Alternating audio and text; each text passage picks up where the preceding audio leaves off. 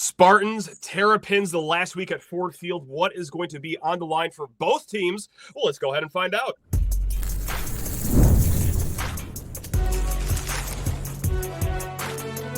You are Locked On College Crossover, part of the Locked On Podcast Network. Your team every day.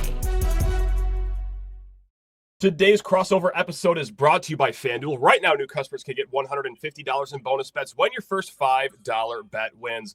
Spartan friends, Spartan family, Locked On Spartans listeners, and also you wonderful Locked On Terps fans too, because yeah, that's right, we're doing this crossover episode here of Locked On Spartans, Locked On Terps, because Tre, this is something that we've been doing this offseason. We've been going week by week of Michigan State's schedule, getting a way too early look at the opponents. How do they get better this offseason? What are the stakes of the game going to be? But here we are, last week of the season at the Field of Ford. So that means two things. One, this offseason is like ending soon that we're doing this episode. And two, Tre, I get to finally ask you, Mike Locksley, hot seat season? Maybe? Yeah. Okay.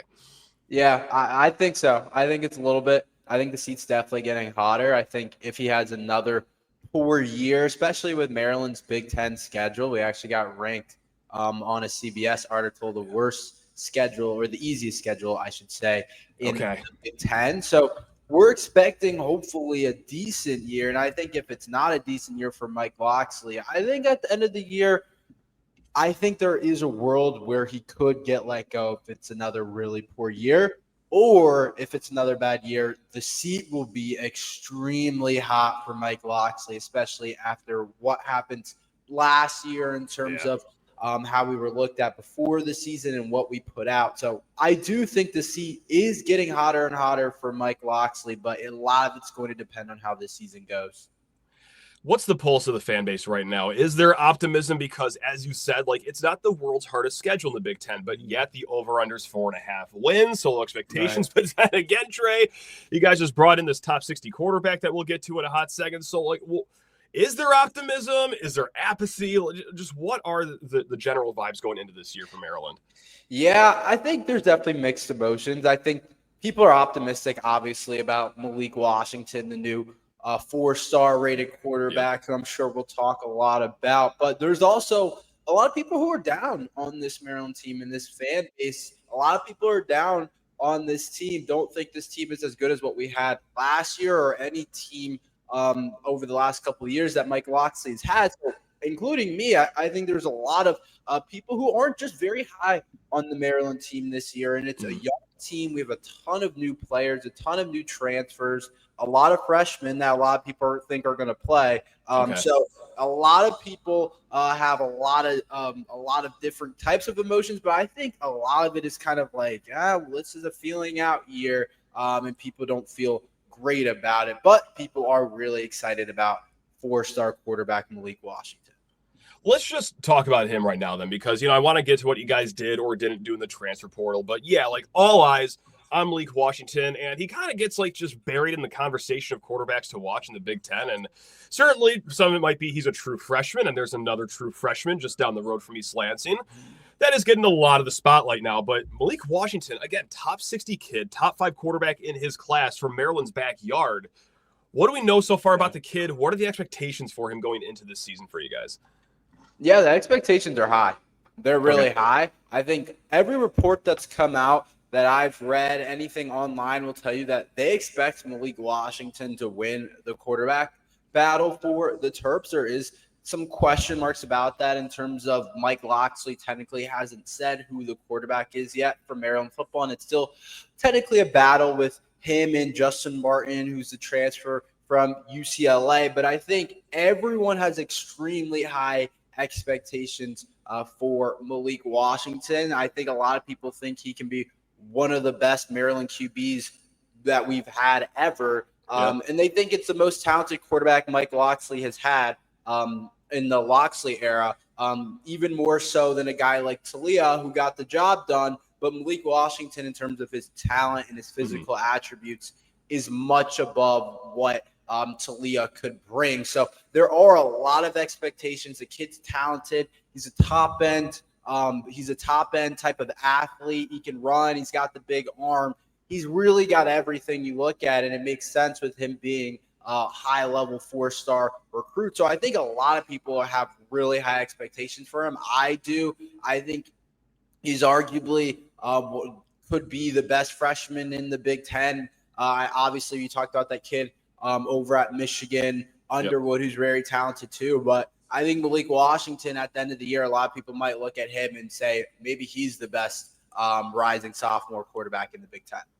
And who have you guys surrounded him with? Like, who are the weapons? Are they transfers? Are they also going to be fellow freshmen? Is this just like a young pup team through and through? Or what's really going to make the ball move down the field for you guys outside of just Washington?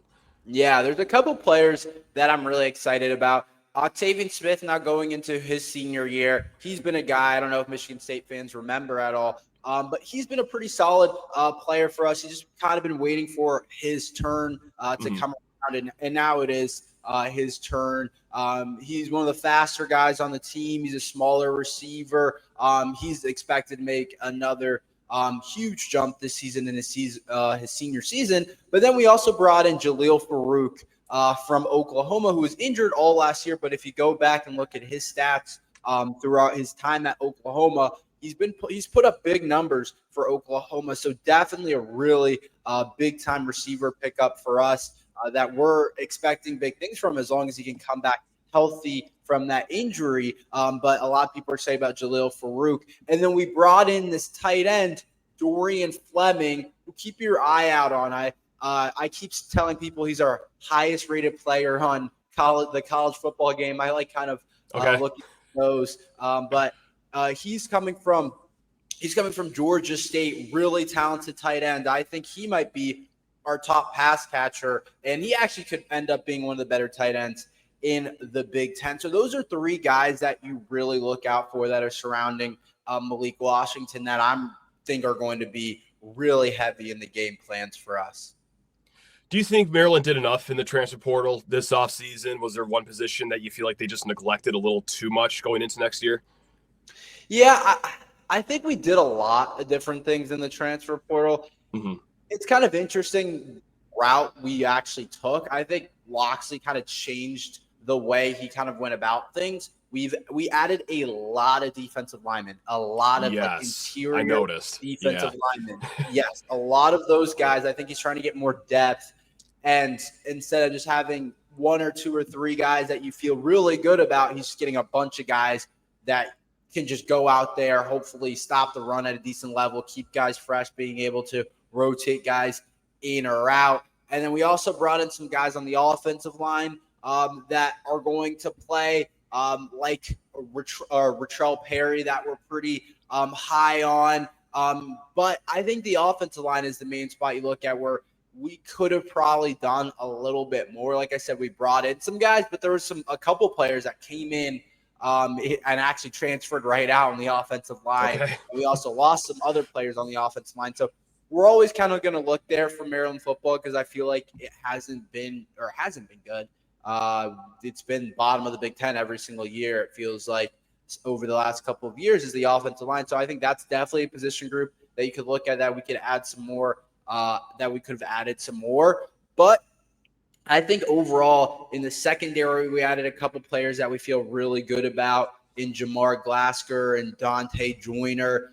But I think the offensive line is definitely a position group. I don't want to say we neglect, because we did bring in guys, but definitely I don't think it looks great still, is kind of what I'm trying to say. Well, good luck to the true freshman quarterback then, with all that considered. But Tre, let's flip the script here. Let's have you grill me about the Spartans here in a hot second. But first, of course, guys, need to talk everyone's ears off about FanDuel Sportsbook, America's #1 sportsbook, because as we all know, guys, summer sports, they are in full swing. And whether you're all about baseball under the lights, golf on the green, high-stakes soccer action, whatever it is, FanDuel is the best way to make every game even more exciting. You're already following the action, so why not make it even a little more thrilling? Well, with FanDuel, you can get in the game while your friends are getting sunburned at the beach, or if you're like myself, you just get sunburned after 5 minutes outside, you can just do both. Get sunburned and win money, especially like the other day, betting on Spencer Torkelson, home run, first at bat of the game. Sure, the Tigers lost, but your boy got paid over here because he did his job. All sorts of great props, guys. We're going to get to over-unders here at the end of the show for our respective teams.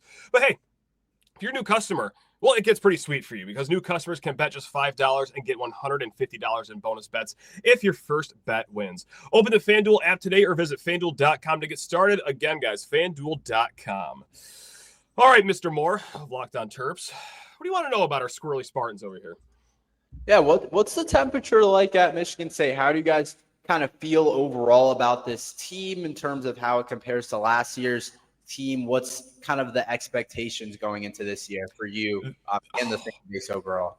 The offseason euphoria is at like an all-time high. Like, who cares? We haven't been to a bowl game in 3 years. You know, we're undefeated. We like what we're seeing out of this team. We like what we're hearing outside of fall camp, but we're feeling good in the sense, and I'm speaking for myself and a good chunk of State fans, not everyone.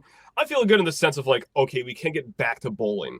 We can go 7-5. We can go 6-6. I think the team is actually better than a 6-6, 7-5 type team, but this is going to be a difficult schedule this year. The more I keep looking at it, so it's a balance between. I'm feeling good.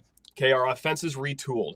We got a lot of question marks on defense, which is going to make or break the entire season. But at least I know, Trey, that this team's actually going to score more than 20 points for the first time since 2022. So, like, that's going to be exciting in its own. So we'll see what the defense can do, if they can propel us even north of 6 or 7 wins. But right now, oh, you're catching me at a good time. A lot of State fans had a good time. 3 weeks before the season. Oh, man, this is when the temperature is at its best right now, man.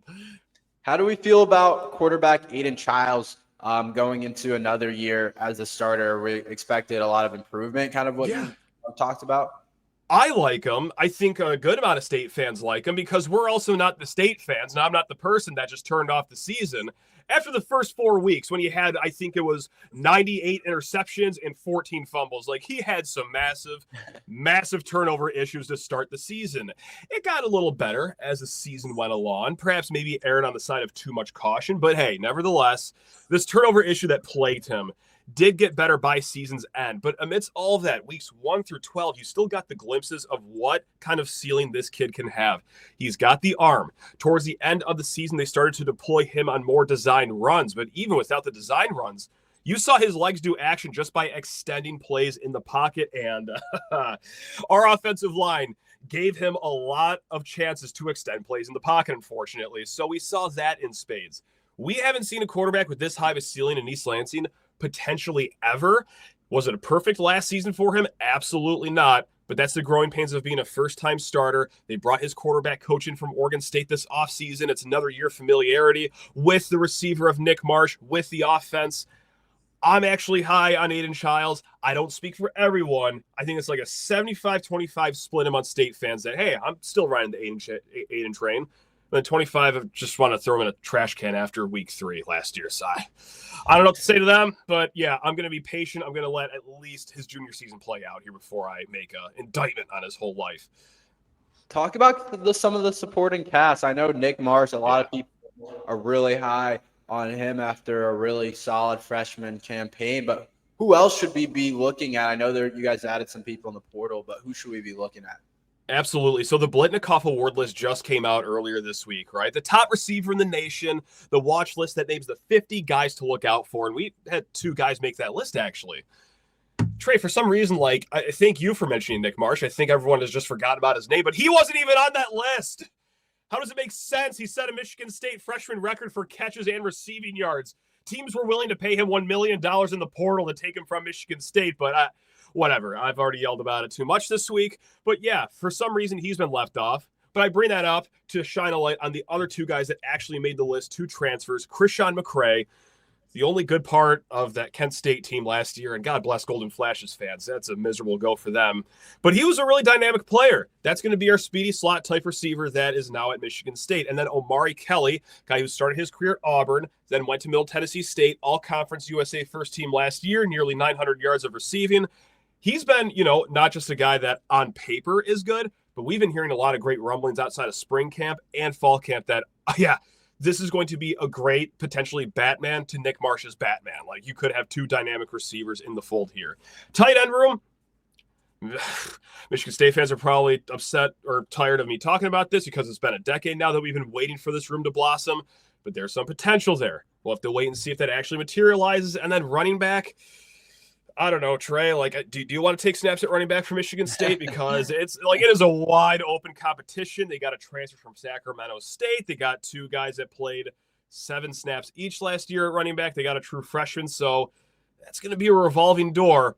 But will it matter if the offensive line is still a little lousy, or like I expect they will? Can they get better, and will that just alone help the run game? So I like the receivers. I should like the tight ends. The running backs, like I don't. Left a little to be desired in the portal, but I think all in all, hey, again, for the first time in a long time, I think there's an offense that can actually score more than 20 a game. And I know how low that bar is, but that's the bar that we've been dealt with here. So, how do you guys feel about the offensive line? Hopefully better than Maryland fans have felt. Is it better than that?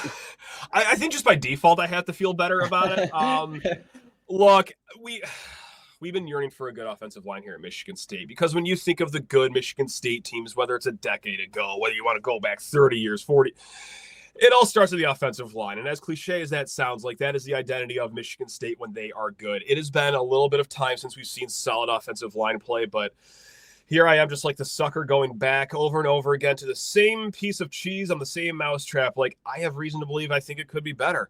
Like, we had no depth last year. There was only one backup that had any college experience, and we had to carve into that depth immediately right off the rip. Like, it was a quick war of attrition for the offensive line last year.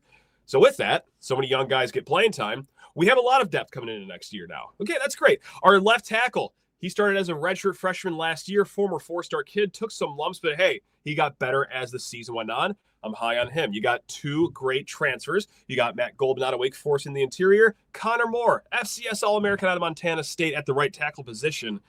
I think with those additions, I think with the return experience, I'm not saying it's going to be a top 3 unit in this conference, but I think it could be an upper half unit in this conference. I just got to actually see it to firmly believe it and say it with my chest. That's all. Yeah. You sound concerned about the defense. What's the kind of strength of the defense? What's the weakness? Like, what are the holes there? Is there any good part of the defense? What are your thoughts there? Yeah, there's a good part, right? I do believe the linebackers can be good. It was the strength of last year's team. You'll lose 2 of your top production guys in Cal Halliday and Jordan Turner, but I think the guys behind them, I think, can do an adequate job of filling in for what they have, maybe even adding more athleticism to the linebacker position. But the question marks all come in front of the linebackers at defensive line. Right? Last year, Trey, this was not good. We went 6 straight games without a sack. Not ideal. In the transfer portal, they kind of had taken a gamble of sorts to patch up that problem. They've taken a redshirt freshman from Air Force, David Santiago, that I like, a guy from Wisconsin that got 0 snaps last year as a former 4-star, a guy that lost his starting job at Texas Tech, a guy that was a spot starter at Georgia State. It's like, okay, you got names, but I just don't know if that's going to be defined enough to work. And then it's also behind the linebackers, too, the secondary. I mean, it is going to be the same safeties. Malik Spencer comes back for his 17th straight year of Michigan State football. But then it's the cornerback room, which is going to be the question mark. We got, it feels like 55 guys from like FCS. We got a guy from UConn, all lower level football, but guys that really produced well at their lower levels, like guys that were either like the highest or second highest graded guy in their team, according to Pro Football Focus, coming up here to see if they can make the jump from lower level football to Power 4 football.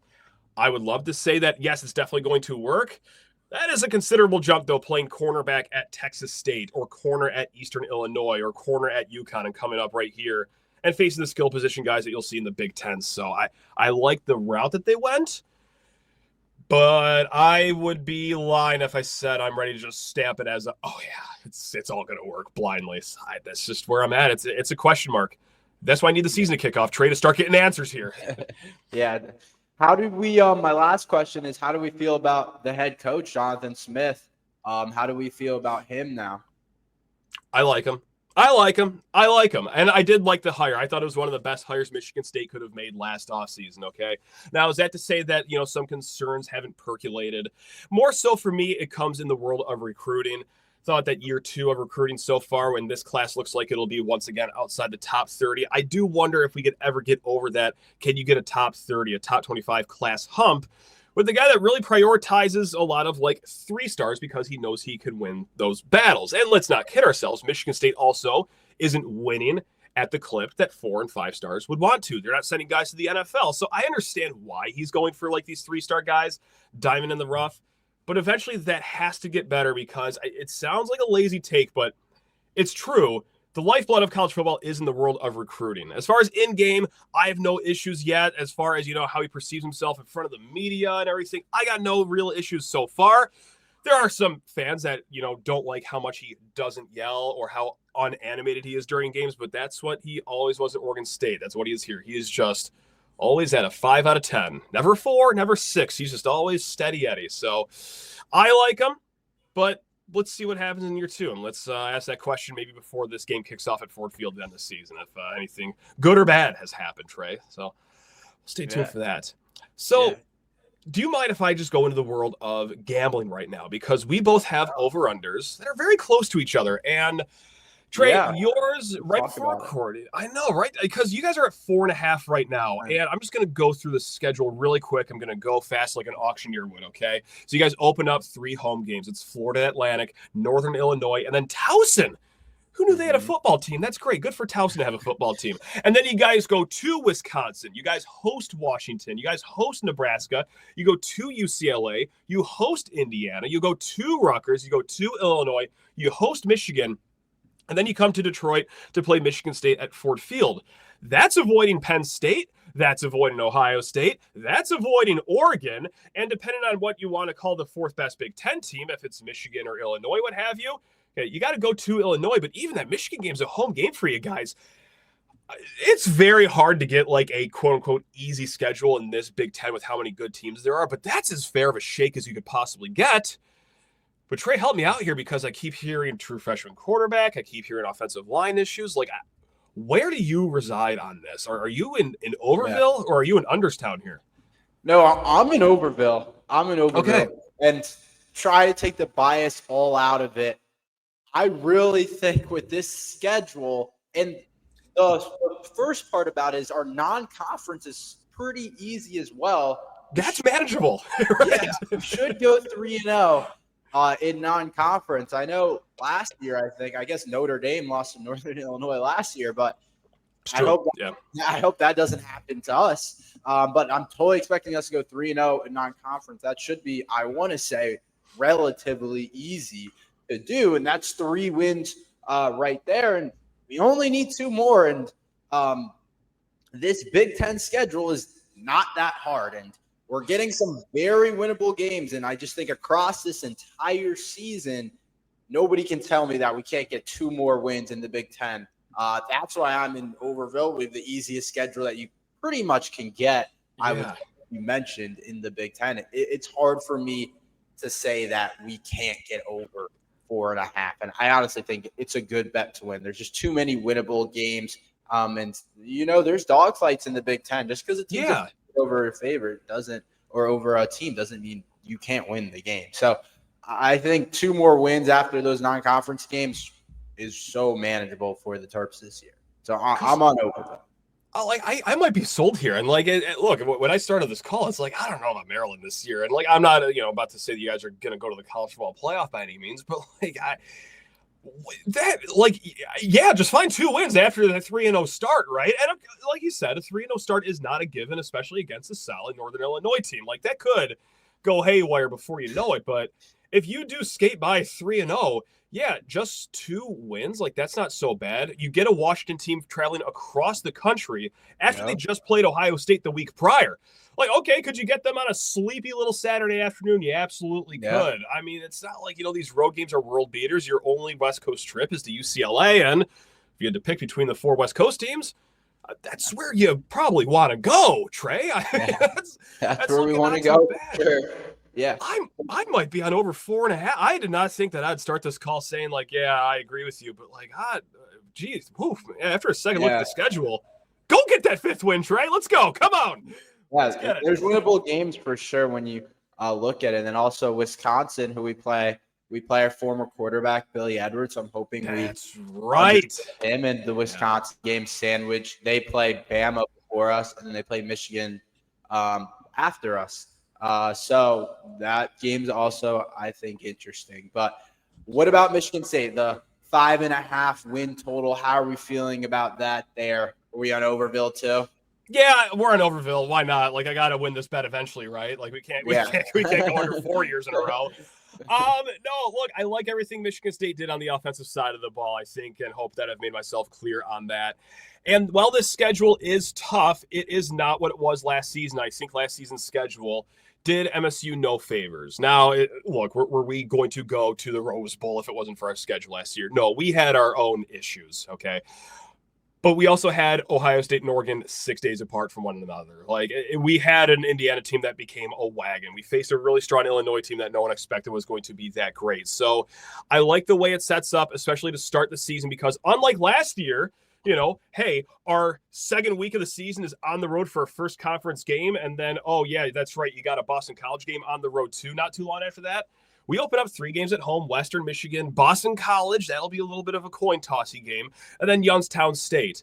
So, I get in 3-0, and then can you just make some damage in the Big Ten play? Because I'll just go through the schedule super quick. It's at USC, and then you get a bye week, and then it's at Nebraska. Okay, those aren't going to be too fun, but maybe. Then you host UCLA, at Indiana, and then you host Michigan. You go to Minnesota, then you host Penn State. You go to Iowa, and then this game at Ford Field between our teams at the end of the season. Can you steal 3 wins? It's nice that your 2 biggest opponents are both going to be at Spartan Stadium to maybe ease the blow there. And I'm talking about Michigan and Penn State, of course, but I don't know. I see progress made with this offense enough that, hey, you know what? Maybe they can get in a lot of games where it's going to be this first team to 30. Even if the defense isn't great, like, I think this offense can have enough firepower to win some games in shootout form. And for the first time in a while here. So, yeah, Trey, I'm doing it, man. I'm going over.